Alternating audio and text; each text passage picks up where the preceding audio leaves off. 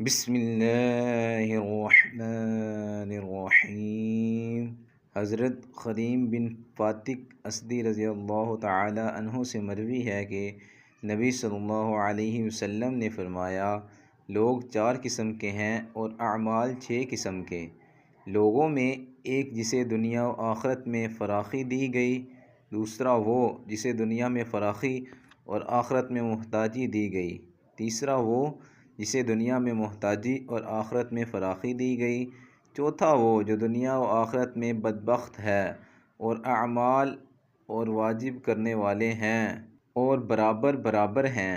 پانچواں 10 گنا اور چھٹا 700 گنا تک۔ اور جو واجب کرنے والے ہیں وہ یہ ہیں کہ جو مسلمان شخص ایمان کی حالت میں مرا اور اس نے اللہ کے ساتھ شرک نہیں کیا، اس کے لیے جنت واجب ہو گئی، اور جو شخص کفر کی حالت میں مرا اس کے لیے آگ واجب ہو گئی، اور جس شخص نے نیکی کا ارادہ کیا اور نیکی نہیں کی اور اللہ تعالیٰ کو معلوم ہے کہ اس نے دل میں ارادہ کیا تھا اور عمل کرنے پر حریص تھا، اس کے لیے ایک نیکی لکھ دی گئی، اور جس شخص نے کسی برائی کا ارادہ کیا وہ لکھی نہیں جائے گی، اور جس شخص نے برائی کر لی اس کے لیے ایک ہی لکھی جائے گی، اس سے زیادہ نہیں۔ جس شخص نے کوئی نیکی کی وہ 10 گنا تک ہے،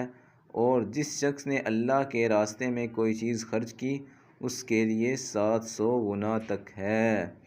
دوستو، اللہ تعالی ہمیں ان احادیث مبارکہ پر عمل کرنے اور اپنی زندگیوں کو سنوارنے کی توفیق عطا فرمائے، آمین۔